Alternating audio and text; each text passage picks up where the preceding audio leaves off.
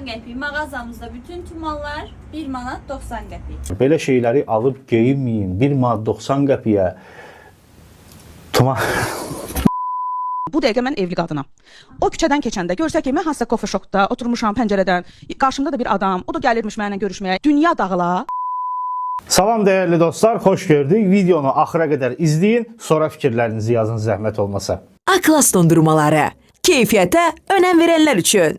Mövzuya keçməmişdən öncə bir şey qeyd edeyim ki, aşağıda gördüyünüz mənim WhatsApp nömrəmdir. Biz Çindən avtomobil, inşaat malları toptan şəkildə, tibbi avadanlıqlar, ürəyiniz nə istəyirsə, traktor, ekskavator, nə istəyirsə, təbii ki, toptan şəkildə zavoddan, fabrikdən ucuz qiymətə alıb sizə göndərə bilərik. Ona görə də aşağıdakı WhatsApp nömrəmlə elə bu dəqiqə əlaqə saxlayın. 24 saat WhatsApp nömrəm sizin xidmətinizdədir. Rusiyaya da çatdırılma eləyirik. 1 manat 90 qəpik. Mağazamızda bütün tumanlar 1 manat 90 qəpik. Bunu niyə göstərirəm əziz dostlar? İndi tuman göstərirlər, reklam edirlər. Bunlar öz işləridir, özləri bilərlər. O da bir paltar növüdür, alt paltarıdır. Önəmli məsələ nədir?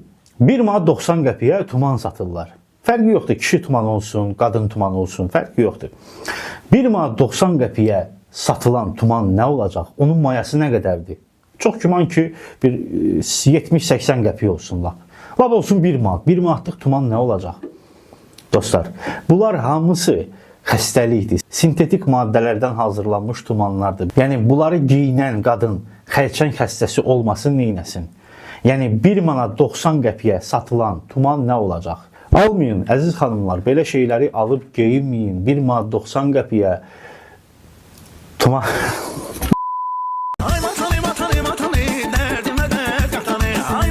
Çantası, paltarı, ayaqqabısı, eynəyi belə sintetikdir. Ne bilmirəm, özündə estetik neysə var ya yoxdur, onu bilmirəm. Məncə yoxdur heç. Bəlkə də var, bilmirəm. Amma bu sintetik geyimlər sizin axırınıza çıxacaq, deyin biləsiniz. Bunların reklam tırkasına getməyin. Mən buradakı əksər insanlar yoldaşımı tanıyır. Bəli. Bu dəqiqə mən evli qadınam. O küçədən keçəndə görsə ki, mən hansısa kofe şopda oturmuşam pəncərədən, qarşımda da bir adam, o da gəlirmiş mənimlə görüşməyə. Dünya dağıla. O nə qapını sındırar, nə girib kofeni tökər, nə deməz ki, bu kimdir, nə. Çünki normalda bilir ki, mənim sənətim elədir ki, mən hər dəfə, hər gün bir insanla görüşürəm. Çünki mən heç kəsin köləsi deyiləm, heyvan deyiləm ki, mənim sahibim olsun. O mənim həyat partnyorumdur. Biz onunla həyatımızı paylaşırıq. Bilmirəm nədirsə, nə kəramətdirsə, bəzi qadınlar çıxırlar efirdə, belə şeylər danışırlar, belə şeyləri normallaşdırırlar, normallaşdırmağa cəhd edirlər. Yaxşı, tutaq ki, sənin yoldaşın dedi ki, kofe şopda yaxşı, nə deyim, valla maşallah olsun bu xanımın həyat yoldaşına, maşallahlar olsun. Yəni, heç mi maraqlanmaz gəlib kofe şopda deməz ki, bu kimliyə, onu soruşar. Yəni, onu da soruşmursa daha nə deyim. Bir nəfər də həmin videonun altına şərh yazıb ki, niyə? İndi gəlib gördük evdə yat kişi arvadla kofe içir. Deyək, xoş gəlmişsiniz, birini də mənə süzün. Farklıdır, nə desin? Güvən varsa, yəni güvənirsə gəlsin evdə də içsin də, yəni kofeni. Gel qaytar eşkimi, O sana gərək deyil.